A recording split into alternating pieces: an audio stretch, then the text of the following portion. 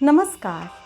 अब छिड़ेगा कहानियों का एक तारा, अब छिड़ेगा कहानियों का एक तारा।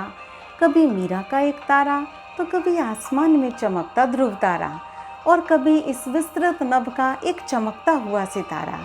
इसी प्रकार के एक चमकते सितारे थे प्राचीन आयुर्वेदाचार्य वैद्य जीवक। जीवक की प्रारंभिक शिक्षा राजगृह में हुई। वे महात्मा बुद्ध के समकालीन थे और उन्हें महात्मा बुद्ध की चिकित्सा का भी सौभाग्य प्राप्त हुआ था। जब वे बड़े हुए तो वे उच्च शिक्षा के लिए ऋषि अत्रेय के पास गए। ऋषि अत्रेय के गुरुकुल में वे अध्ययन करते अन्य छात्र भी थे। एक दिन गुरुजी ने सभी छात्रों को बुलाया और कहा, अब आप सबकी शिक्षा पूर्ण हुई, केवल एक अंतिम परीक्षा बची है। कल सुबह आप सभी अपने अपने झोले लीजिए और जंगल में जाइए। जंगल में आपको कोई ऐसी वनस्पति ढूंढ के लानी है जिसका कोई औषधीय गुण ना हो। सभी छात्र बड़े प्रसन्न थे। उन्हें लगा ये तो बड़ी सरल परीक्षा है। सुबह हुई, सब अपने अपने झोले लिए जंगल की ओर चले। अब सब जंगल में जा रहे हैं और उन्हें कोई ना कोई वनस्पति मिली जिसे वह अपने झोले में भरते जा रहे थे। लेकिन जीवक का झोला बिल्कुल खाली था।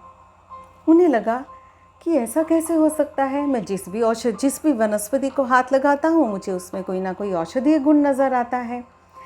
शाम हुई, सभी वापस गुरुजी के पास आए। गुरुजी ने सभी को कहा, बताइए क्या क्या लेकर आए हैं।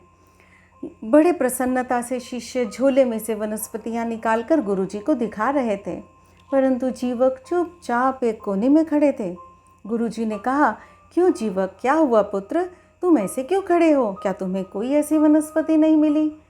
जीवक ने कहा, गुरुजी आप मुझे माफ़ कीजिए, मुझे लगता है मैं आपकी परीक्षा में खरा नहीं उतरा, अनुत्तीर्ण हो गया हूँ, क्योंकि मुझे तो हर एक वनस्पति में कोई ना कोई औषधीय गुण नज़र आ रहा था। गुरुजी ने जीवक को गले से लगा लिया और कहा, पुत्र वास्तव में तुम ही परीक्षा में उत्तीर्ण हुए हो, इन्हें अभी और अध्ययन की आवश्यकता है, क्योंकि ऐसी कोई वनस्पति है ही नहीं जिसमें कोई औषधीय गुण ना हो। तो ये था हमारा प्राचीन भारत का आयुर्वेद। तो अभी भी अगर हो सके तो हमें आयुर्वेद से जुड़ना चाहिए। अपनी महान संस्कृति की ये जो धरोहर है ये बड़ी ही अद्वितीय है। तो स्वस्थ रहिए, मस्त रहिए, आगे बढ़ते रहिए, जिंदा दिली के साथ जिंदा रहिए।